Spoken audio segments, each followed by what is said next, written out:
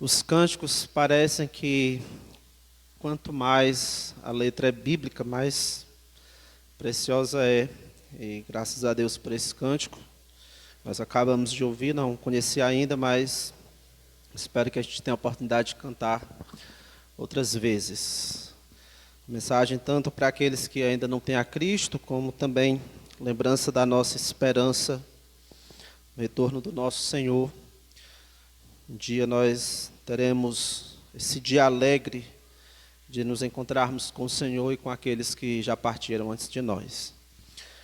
Abra sua Bíblia em Mateus, capítulo 1. Mateus, capítulo 1.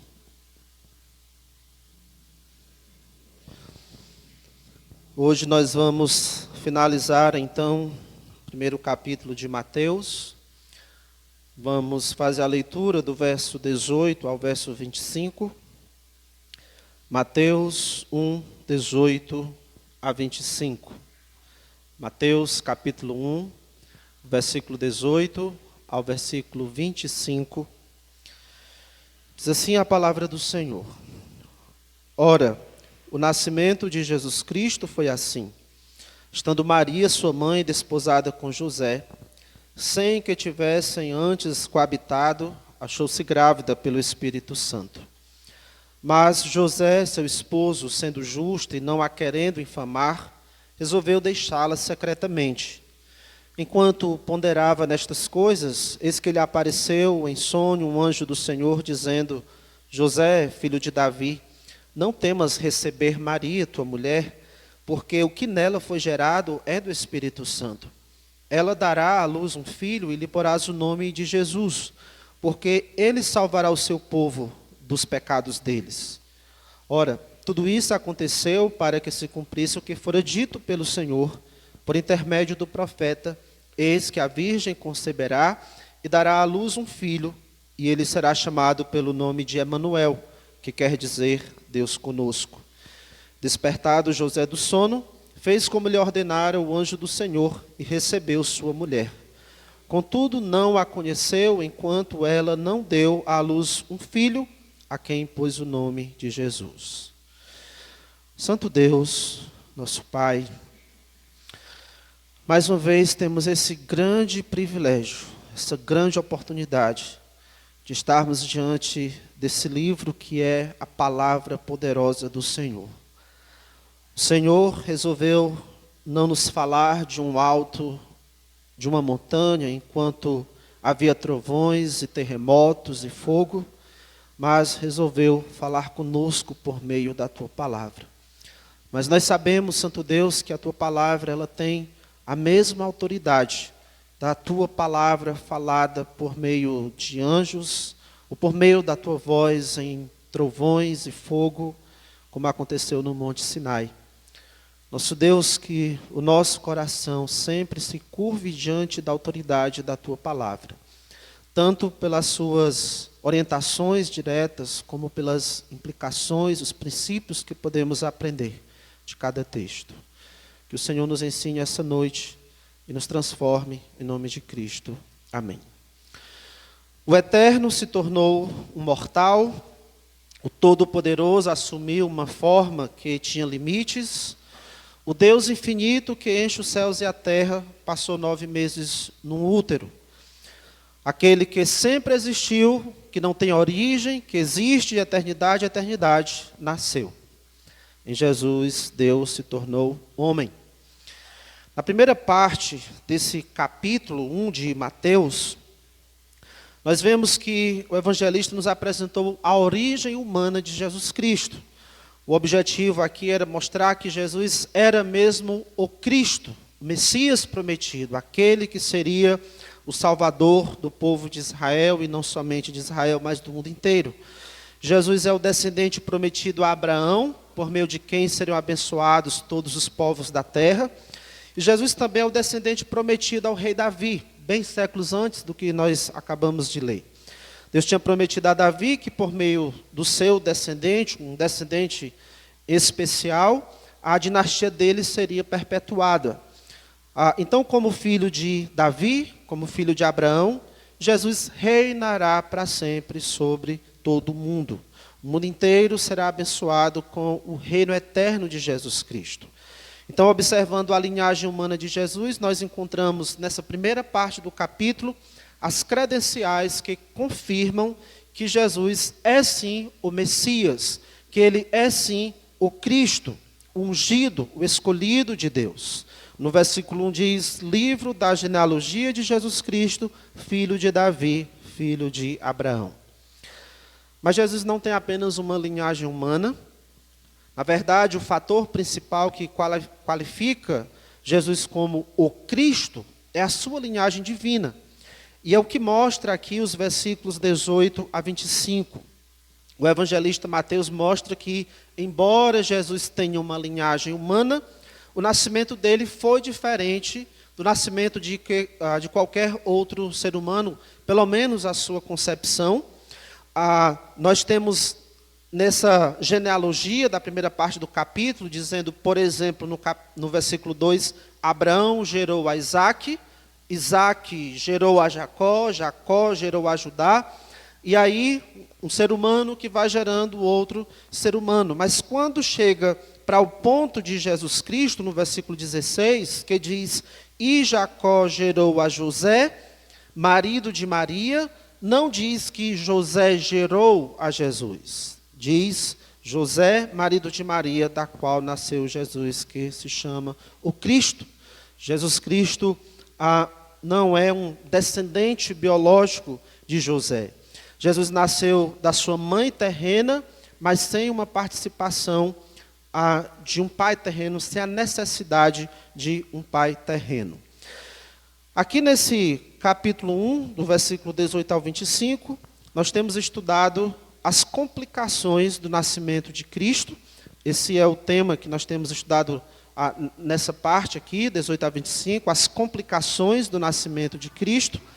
E a primeira complicação nós vimos há alguns domingos atrás, que foi a sua concepção virginal. No versículo 18 diz, ora, o nascimento de Jesus Cristo foi assim, estando Maria, sua mãe, desposada com José, sem que tivessem antes coabitado ou terem relações íntimas, ela achou-se grávida pelo Espírito Santo. A concepção de Jesus Cristo não foi resultado do coito conjugal.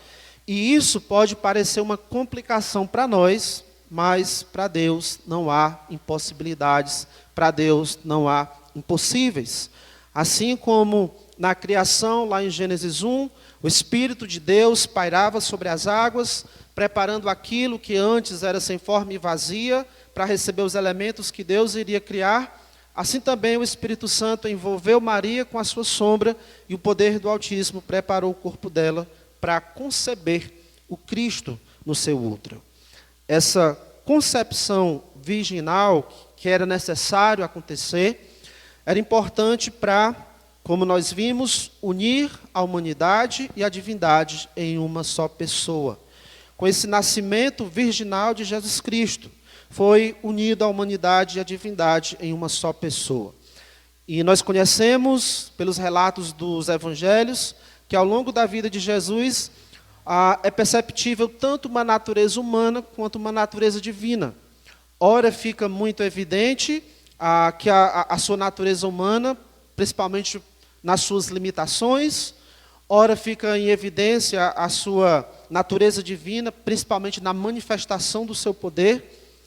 Além disso, a concepção virginal era importante para a impecabilidade de Jesus, ou para que esse ser não se tornasse um pecador, fosse passível a pecar. Jesus, mesmo sendo homem, não herdou o pecado original de Adão. Com Jesus, como nós vimos, começa a história de um novo Adão. Um novo livro passa a ser escrito a respeito da humanidade. Assim como o primeiro Adão nos trouxe morte por meio do seu pecado, o segundo Adão nos traz vida, nos traz libertação desse pecado. 1 Coríntios 15, 22 diz, porque assim como em Adão todos morrem, assim também todos serão vivificados em Cristo, que é o segundo Adão. 1 Coríntios 15, 45 diz: o primeiro homem, Adão, foi feito alma vivente. O último homem, o último Adão, que é Cristo, porém, é espírito vivificante. A complicação do nascimento virginal traz, na verdade, a maior solução para o nosso pecado, ou a solução para o nosso maior problema, que é o pecado. Isso foi uma breve revisão do que nós vimos na primeira parte, trabalhando esse texto, mas há uma segunda complicação envolvendo o nascimento de Jesus Cristo, que é o conflito conjugal. Mateus mostra que o nascimento de Jesus envolveu pelo menos para nós, o que parecia uma complicação, que para Deus não é, envolveu aí uma concepção virginal, mas além dessa informação, ele nos leva um pouco mais para dentro da história, nos apresenta um pouco mais sobre esses pais humanos de Jesus Cristo, e ele nos ajuda a perceber aí que esse nascimento de Jesus Cristo envolveu também um conflito conjugal. Quando Maria ficou grávida de Jesus, o texto diz, no verso 18, que ela era desposada com José. Ora, o nascimento de Jesus Cristo foi assim, estando Maria, sua mãe, desposada com José. José e Maria eram noivos. E, na época, o noivado envolvia um compromisso muito sério, bem mais sério do que o que nós conhecemos na nossa cultura, em nossos dias. Em Israel, o noivado era equivalente já ao matrimônio, já seriam considerados marido e mulher. O noivado costumava durar mais ou menos 1 ano, e os noivos estavam oficialmente comprometidos um com o outro. Para o casamento ser consumado no sentido pleno, faltava apenas uma cerimônia em que o noivo iria buscar sua noiva para casa. O noivado, então, era o início legal do matrimônio. E as bodas aguardavam só essa festa de buscar a noiva para casa. Então, enquanto estavam noivos, nesse contexto, nessa cultura, a união sexual com outra pessoa seria considerada adultério. E nesses casos, se acontecesse de um dos noivos ter relações íntimas com alguém, não podia ser com eles, e mesmo que fosse com outros, a lei de Moisés, em Deuteronômio 22, estabelecia que os adúlteros, eles eram chamados de adúlteros, e eles deveriam ser apedrejados até a morte. Então, aqui, José se deparou com uma situação perturbadora em relação à sua noiva. A sua noiva apareceu grávida. O texto não nos dá os detalhes, mas o mais provável é que ele soube dessa gravidez porque Maria, compartilhou com ele o que tinha acontecido. Talvez ela chegou e falou desse anjo que tinha trazido essa notícia, e agora ela está grávida. Queria convidar as mulheres a tentar se imaginar no lugar de Maria. Como você contaria ao seu noivo que um anjo do Senhor apareceu a você e disse que você ficaria grávida de modo sobrenatural, pelo poder do Espírito Santo? E você sabe que mesmo a razão sendo nobre, honrosa, como é que você iria fazer o seu noivo acreditar que essa história absurda é real? Como convencer a ele que você não está inventando uma história para esconder uma infidelidade? E o que ele vai fazer se ele não acreditar em você, nessa sua história? Quando o anjo falou com você, você disse: aqui está a serva do Senhor, que se cumpra em mim conforme a tua palavra. Mas isso trouxe um grande desafio: lidar com a reação do seu noivo diante dessa história aparentemente absurda.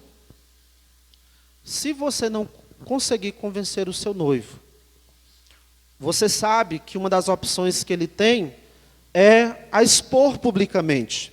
É disso que trata a palavra infamar, no verso 19, mas José, seu esposo, sendo justo e não a querendo infamar, se ele fosse fazer isso, se ele não acreditasse em você, ele poderia trazer o caso a público.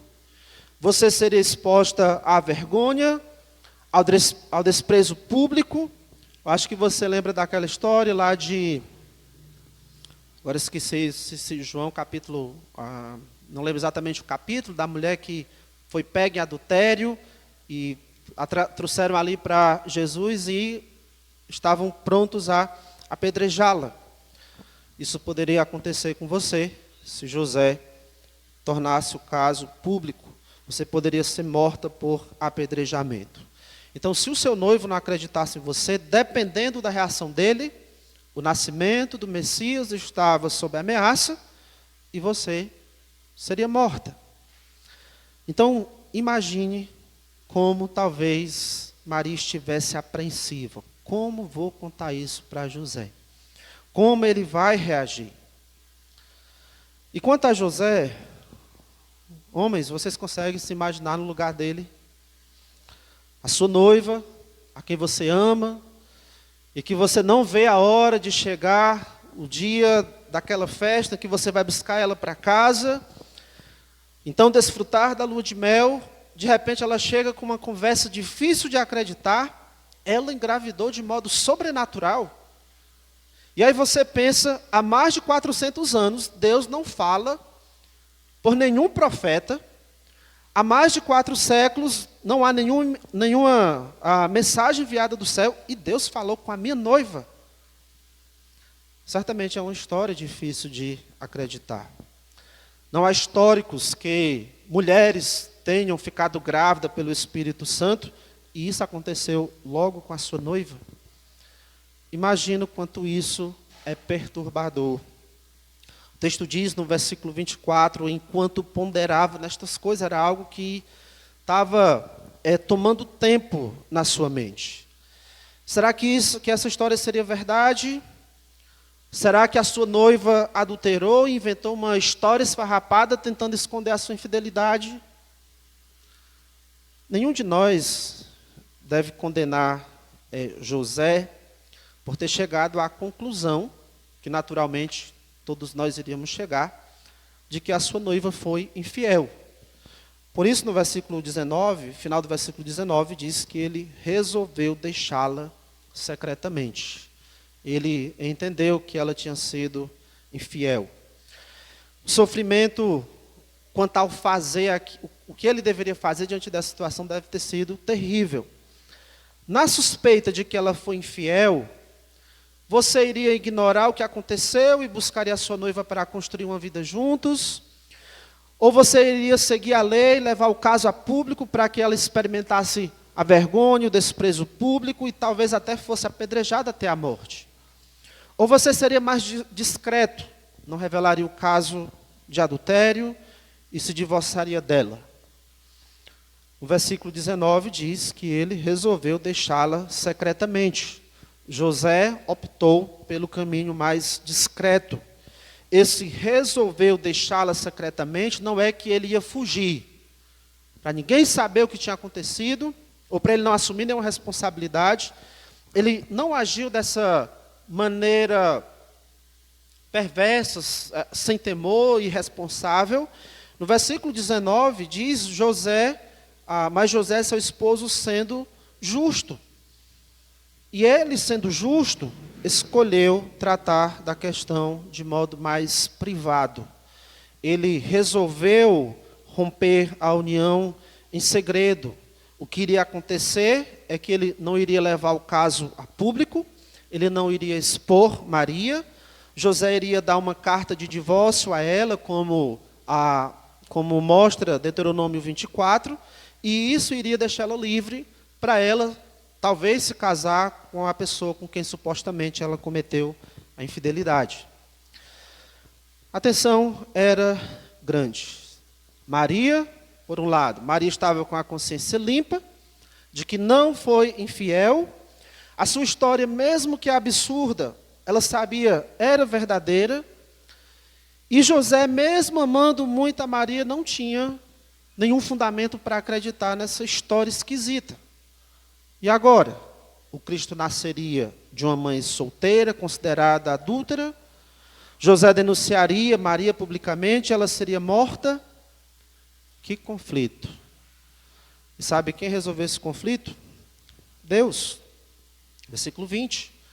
Enquanto ponderava nestas coisas, eis que lhe apareceu em sonho um anjo do Senhor, dizendo: José, filho de Davi, não temas receber Maria, tua mulher, porque o que nela foi gerado é do Espírito Santo.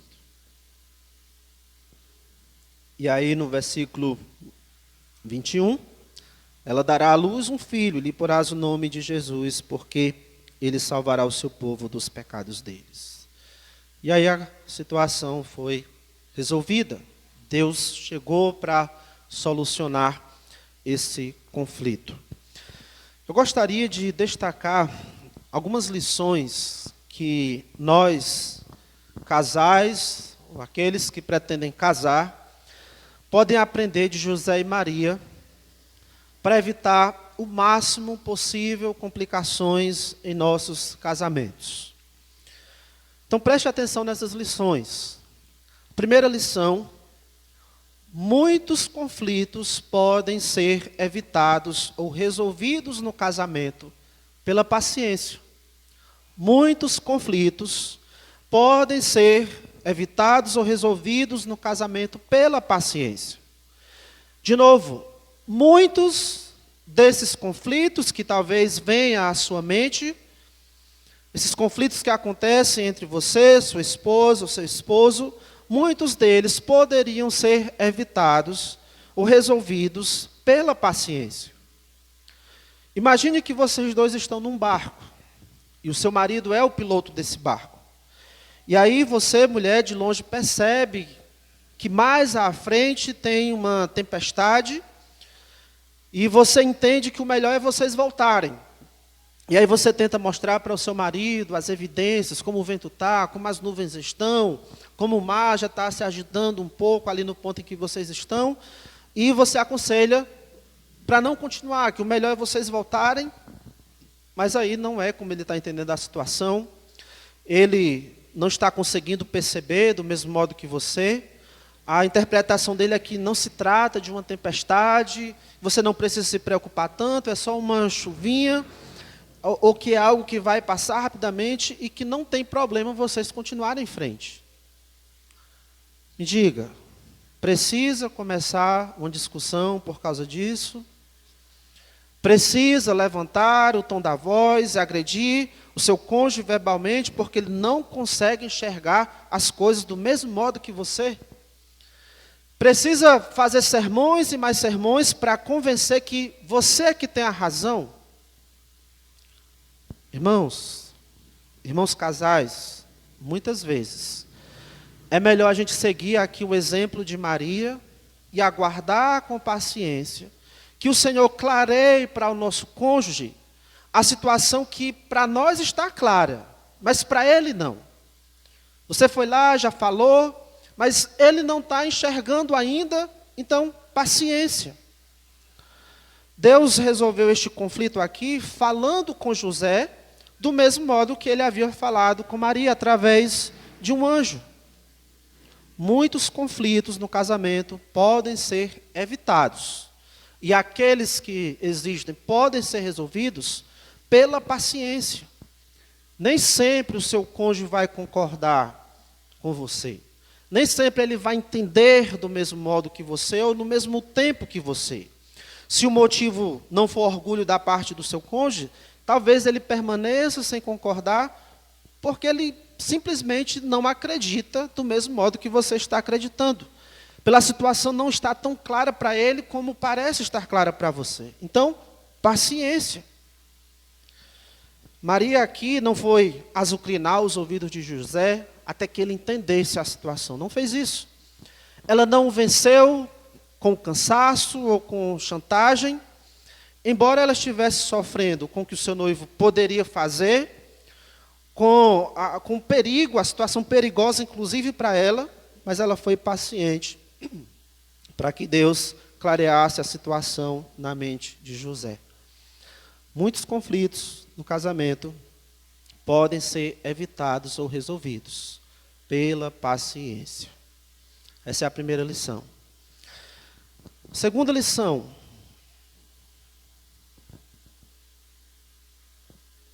Que nós aprendemos com esse casal.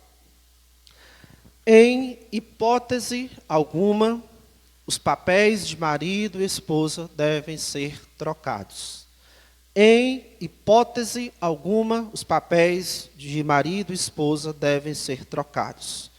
Maria foi escolhida para ser a mãe de Jesus. Ela seria a bem-aventurada entre as mulheres por carregar e amamentar o Deus encarnado. Mas é bom sabermos que o papel de Maria, quanto a ser mãe de Jesus, não deu a ela um status maior ou melhor do que o do seu esposo. José não viveu à sombra de Maria, passando a ser submisso a ela, porque ela, a minha esposa, é a mãe do Salvador. José não foi menos responsabilizado. José tem um papel importantíssimo como pai adotivo de Jesus Cristo. É por ser filho de José que Jesus pertence à linhagem real de Davi. José, como líder da família, ele recebe a responsabilidade, Deus dá essa responsabilidade para ele, por ele ser o líder, ele recebe a responsabilidade de nomear esse filho de Jesus. No versículo 21, o anjo diz, ela dará à luz um filho e tu porás o nome de Jesus, porque ela salvará o seu povo dos pecados deles. Não era responsabilidade de Maria, ela não era a líder da família. Era uma responsabilidade dele, José. No versículo 25 diz, contudo, não a conheceu, enquanto ela não deu à luz um filho, a quem pôs, José fez isso, pôs o nome dele de Jesus. João recebe a missão de exercer o direito de pai sobre Jesus. Maria, ela recebe a honrosa missão de ser mãe do Messias, debaixo da liderança do seu esposo. É isso que acontece.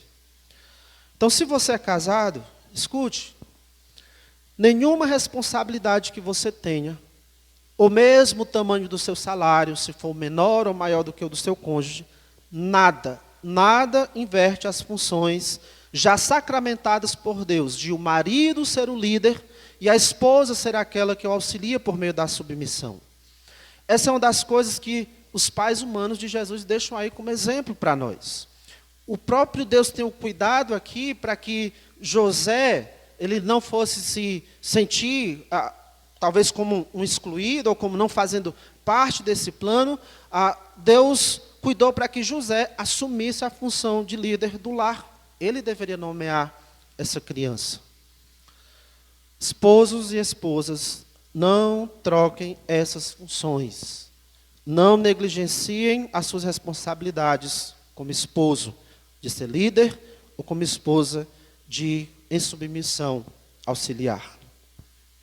O fato de a esposa ganhar mais, ou de ter nascido num lar cristão, ou de conhecer mais das Escrituras, de saber se expressar, falar melhor do que o seu esposo, ou de ser de mais idade que o seu esposo, até mesmo de ser mais bonita do que o seu esposo, ou qualquer outro fator, nada disso a dá o direito de usurpar a função de líder do seu esposo. Então, irmã, seja uma auxiliadora idônea, como ensina as Escrituras. Seja submissa ao seu marido, o respeite, mostre que você confia nele, como fazia Sara em relação a Abraão. O encoraje, e o encoraje especialmente nas crises financeiras, que é certo que vem, porque talvez esses momentos de crise financeira são os momentos mais pesados e mais desanimadores para seu esposo. É um fardo muito pesado uma crise financeira para um pai de família. E talvez as palavras que poderão dar mais alívio sejam o da esposa, de apoio, de confiança. Irmã, cuidado para não alimentar no seu marido aquele sentimento de medo, de receio, de que ele precisa andar na linha dos seus caprichos, como quem tem que pedir autorização à chefona da casa para poder fazer alguma coisa. Não faça seu esposo um prisioneiro dos seus caprichos ou do seu humor. Que coisa feia. Você deve ser uma auxiliadora idônea e não uma dominadora ou manipuladora do seu marido. Como crente, que você sabe que deve fazer o bem, seja honesta na submissão ao seu marido. Não tente fazer manobras para tentar manipulá-lo e ele então fazer a sua vontade. Lembre-se que você terá que prestar contas a Deus sobre isso.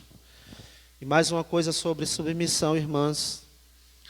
Há mulheres que fazem ou estão fazendo coisas que elas sabem que o seu marido não gosta, que ele não aprova, mesmo assim elas continuam fazendo, só porque ele não abriu a boca para dizer, não faça isso. Irmãs, a submissão é também uma atitude interior. Não se trata meramente de atender a um comando. A submissão envolve consideração. Então você demonstra também submissão quando você deixa de fazer algo por saber que o seu marido não gosta, por saber que ele não aprova. Você não faz em consideração a ele, não faz para agradar a ele, não faz por causa dele. E homens, não recuemos diante da liderança do lar. Não se intimide ou se acomode sendo negligente como líder por nenhum motivo. Não caia na tentação de ser preguiçoso porque a sua esposa trabalha e ganha bem. O que ela ganha já é suficiente para nos sustentar, e aí você inventa alguma outra coisa que não vai lhe dar muito trabalho, confiando no que ela faz. Não exponha a sua esposa a perigos físicos ou emocionais para resolver coisas pesadas que você deveria resolver. Seja o cabra macho da casa. E quando eu digo isso, não estou dizendo para você agora chegar em casa e dizer de um modo muito machão, a partir de hoje quem manda aqui sou eu. Você ouviu a pregação lá do pastor? Pois a partir de hoje quem manda aqui sou eu. Não estou dizendo para você tratar a sua esposa com amargura ou com indelicadeza, nada disso. Vamos seguir o que a Bíblia diz. Ame a sua esposa e não a trate com amargura. E ao dizer isso, eu sei que algumas mulheres, infelizmente, são teimosas e difíceis, e que fazem alguns homens desistirem de tentar exercer a sua liderança. Algumas mulheres, infelizmente, dificultam isso.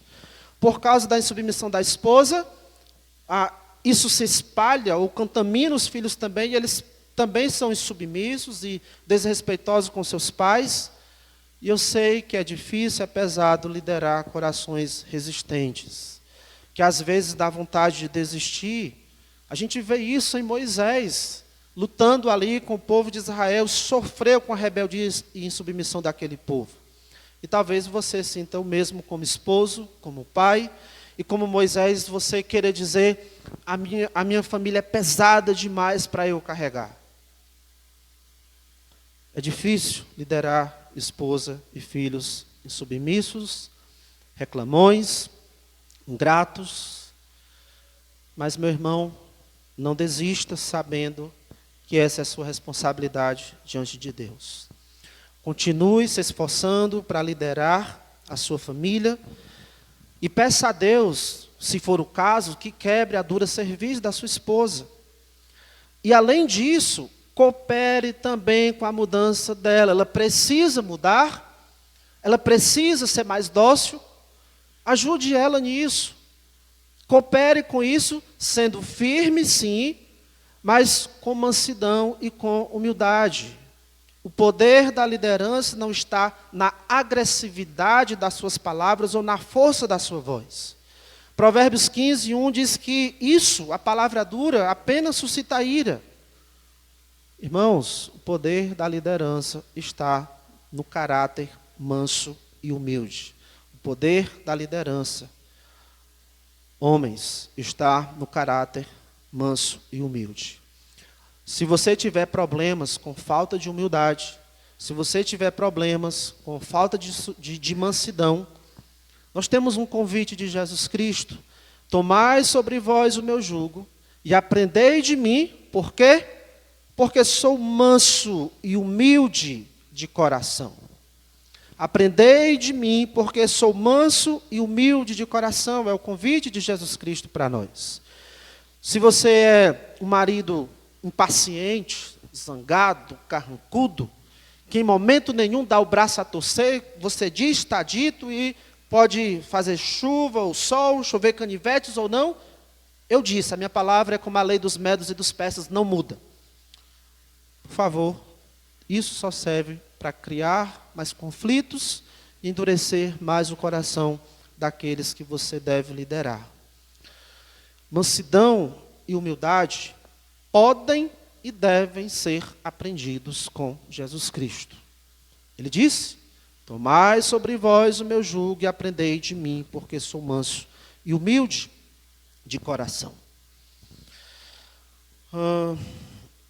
Mansidão e humildade podem ser aprendidos, devem ser aprendidos, porque, como líder das nossas famílias, mansidão e humildade são indispensáveis.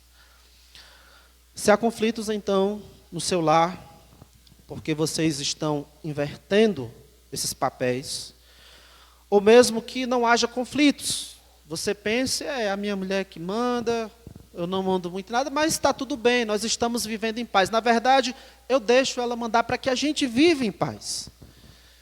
Mas se vocês estão atentos a isso, percebendo isso, que há essa falha diante de Deus por causa dessa inversão, ou porque alguém está sendo omisso, ou porque alguém está abusando da função que o Senhor deu, parem e com humildade e arrependimento conversem sobre isso. Conversem que vocês querem trabalhar para fazer o que Deus diz, que não está apropriado da maneira como estão de as funções estarem trocadas ou havendo omissão. Orem e decidam mudar. Em hipótese alguma, os papéis de marido e esposa devem ser trocados. Mesmo que a sua esposa fosse a mãe de Jesus Cristo, ainda assim não era para você viver à sombra dela, ser submissa a ela. Mesmo que você fosse a mãe de Jesus Cristo, você não teria o direito de ser o cabeça do lar. A não ser que você não tenha marido. Terceira lição. Quando os dois estão dispostos a obedecer, quando marido e mulher estão dispostos a obedecer e a servir ao Senhor, é mais fácil para os dois. Quando os dois estão dispostos a obedecer e servir ao Senhor, é mais fácil para os dois. José e Maria são aqui um exemplo de um casal que ama a Deus, que estão à disposição a servir. Quando Maria recebeu a notícia de que ela tinha sido escolhida para ficar grávida do Filho de Deus, a sua resposta foi lá em Lucas 1,38, aqui está a serva do Senhor, que se cumpra em mim conforme a tua palavra. José, quando enfrentou esse grande conflito conjugal, e aí ele foi instruído pelo anjo do Senhor, versículo 24 diz que ele fez como lhe ordenara o anjo do Senhor e recebeu sua mulher. Depois que a situação foi esclarecida para ele, ele não colocou dificuldades para obedecer, ele não seguiu o exemplo de Moisés lá no início, quando foi chamado para liderar o povo de Israel, que disse, Senhor, envia aquele que has de enviar, menos a mim. Também ele não seguiu o exemplo de Jonas, que Deus disse, se dispõe, vá até a cidade de Nínive, e ele se dispôs, mas para fugir da presença do Senhor. Não é isso que nós vemos em José e Maria. No caso de José, mesmo com os desafios que envolviam aceitar a missão de criar um filho que não era seu, José se dispôs a obedecer o Senhor.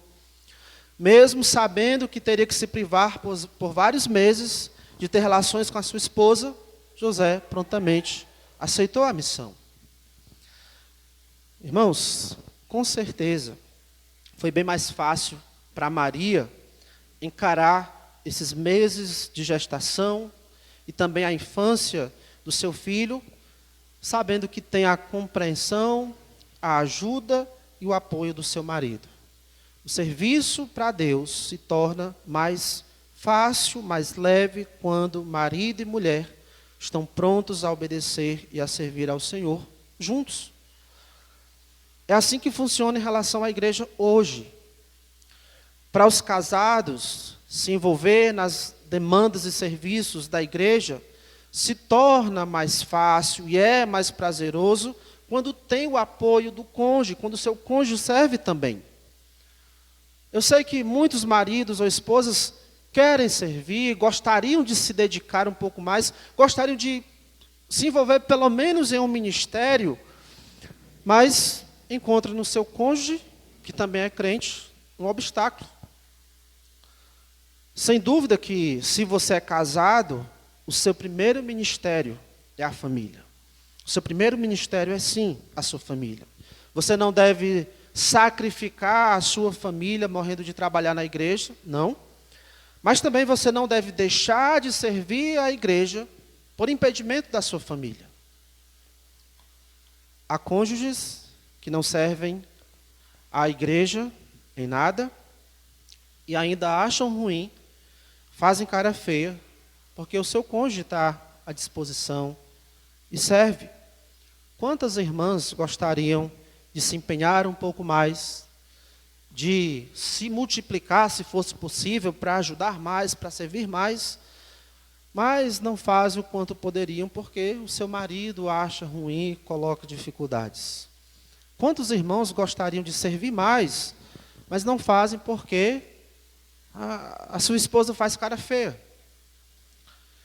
E ainda, algo mais triste do que isso, é quando o casal é crente e nenhum dos dois se dispõe a servir. Não há nenhum dos dois lutando para servir, para dar o exemplo e tentar contaminar o outro e trazê-lo para servir também. Ambos são negligentes. Que triste. Como você pode servir a igreja como casal? Vocês podem fazer visitas estratégicas, como, por exemplo, visitar irmãos que estão doentes e orar com eles. Ou vocês podem convidar uma família para uma refeição na sua casa. Família que você sabe, que está um pouco mais distante, ou que está com alguma dificuldade na própria família, e aí você convida e conversam, e fazem um devocional juntos, e oram juntos. E vocês dão alguma palavra de encorajamento para essa família. Ou vocês podem se dispor a se envolver no evangelismo. Algum casal aí que poderia ajudar essa turma que está trabalhando lá no Guriú, por exemplo. Vocês podem se colocar à disposição para se envolver no ministério infantil. Nós precisamos de pessoas que pudessem ficar com as nossas crianças, os menores, no culto de oração. Um casal seria uma grande ajuda. Precisamos de irmãos que estariam à disposição para ficar na recepção, no culto à noite. Você pode combinar com a sua esposa de dar atenção, falando de você fazer algo estratégico com a sua família. Você pode, então, combinar com a sua esposa de dar atenção aos visitantes depois do culto. Fulano chegou, veio nos visitar, mas olha, não tem ninguém ali falando com ele. E pode ser esse o seu ministério, o ministério da sua família. Olha, vamos fazer isso. Nós vamos priorizar, cumprimentar e dar as boas-vindas aos visitantes. Depois, se sobrar tempo, a gente conversa com os outros irmãos. Como casal, vocês podem decidir que sempre farão estudos bíblicos com alguém. Você faz o estudo bíblico com uma pessoa, terminou, pode ser que essa pessoa, pela graça de Deus, tenha crido em Cristo, pode ser que não, mas quando terminou você diz, vamos agora procurar uma outra pessoa para fazermos estudos bíblicos. Talvez vocês poderiam fazer algum treinamento, como de aconselhamento bíblico, oferecido pelo Cibima, pensando em se preparar melhor para aconselhar irmãos quando necessário. como casal que quer obedecer a Deus. Vocês podem assumir o compromisso, por exemplo, de não perder por qualquer motivo as programações da sua igreja, como a escola bíblica dominical, o culto de adoração, este que nós estamos agora, o culto de oração na quarta-feira, reunião de senhores e senhoras, encontro de casais. Você pode servir se colocando à disposição de hospedar irmãos na sua casa quando for necessário. Sirvam. Encoraje os demais que estão servindo. Pode ser esse o seu ministério como família. Encorajar os demais que estão servindo, que estão fazendo algo. Pode ser esse o seu serviço. Eu quero encorajar aqueles que eu estou vendo que está fazendo isso ou aquilo. Se você vê alguém carregando uma mesa, não precisa esperar que a pessoa diga: ei, vem aqui me ajudar, por favor. Chegue perto e você mesmo diz: eu posso ajudar? Ou pega logo num lado ali da mesa e bora. Se coloque à disposição, haja. Agora, está à disposição de servir ao reino de Deus e servir no reino de Deus para os casados. Fica mais fácil quando os dois servem. Servir na igreja sabendo que meu marido está lá em casa se remoendo de raiva porque eu estou aqui. A minha mulher está lá. Quando eu chegar em casa, eu vou ver o tamanho da cara dela para mim porque eu estou aqui ou em algum outro serviço para o reino de Deus. Casais, no serviço ao Senhor, é melhor serem dois do que um. A igreja é muito mais abençoada quando famílias servem juntas, marido e esposo, e filhos estão servindo juntos. E só uma palavrinha para os rapazes e moças. Vocês devem conhecer aquele ditado: os opostos se atraem. Bem, isso é verdade quando se trata do magnetismo. Os opostos se atraem. Mas para vocês eu digo, rapazes e moças, rejeite a atração, mesmo que seja forte e com encorajamento de outros, rejeite a atração por um incrédulo ou por uma incrédula. Não se ponha em julgo desigual com os incrédulos. E se você é um jovem ou uma jovem que sente alegria em estar servindo ativamente a sua igreja, cuidado, não se deixe atrair por alguém que, dizendo-se irmão ou que dizendo-se irmã, não serve em sua igreja, nesta ou em alguma outra. Porque essa pessoa vai ser um peso morto na sua vida. E o mais provável é que, em vez de você conseguir animar ela, dar choque nela para que ela se disponha a servir também, pode ser que ela jogue muitos baldes de água fria na sua energia, na sua disposição, e daqui a uns dias você está também como um peso morto na igreja. Então, para todos, lembremos dessa lição: quando os dois estão dispostos a obedecer e servir ao Senhor, é mais fácil para os dois. É mais uma das lições que nós aprendemos com estes que seriam os pais de Jesus. O nascimento de Jesus envolvia duas complicações. Uma era o nascimento virginal, que embora parecesse ser um problema para nós, não era para Deus. Graças a Deus pelo nascimento virginal de Jesus. Por causa disso também é que Jesus é o nosso Salvador. E a segunda complicação era um conflito conjugal, esse que nós acabamos de ver, entre José e Maria. Mas esse conflito não foi um conflito causado por causa de orgulho de Maria ou orgulho de José, por causa de uma atitude pecaminosa de um ou de outro. Foi um conflito imposto pela situação, mas com a disposição de obedecer e servir a Deus, as coisas foram resolvidas. E vai acontecer nos conflitos, nas nossas famílias também, com a disposição de obedecer e servir a Deus, os conflitos serão resolvidos. E por fim, esse casal ele foi abençoado com o nascimento do Messias, Versículo 25 diz: contudo não a conheceu, enquanto ela não deu à luz um filho, a quem pôs o nome de Jesus. Capítulo 2, versículo 1, tendo Jesus nascido em Belém da Judeia. Enfim, eles foram abençoados com o nascimento de Jesus. Jesus também já nasceu em nosso coração, daqueles que creem nele como seu Salvador. Nós já fomos abençoados com o nascimento de Jesus em nosso coração e fomos abençoados com um novo nascimento pela fé nele. Então, se nós estivermos dispostos a obedecer e servir a Deus, escute isso, se nós estivermos dispostos a obedecer a Deus, os conflitos que surgem nas nossas famílias, ou mesmo conflitos que surgem entre nós, a igreja, serão resolvidos ou amenizados, se nós estivermos dispostos a obedecer a Deus.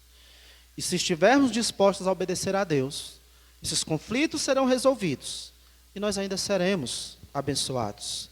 Como diz um ditado que eu ouvi há muito tempo, quando um não quer, dois não brigam e ainda são abençoados.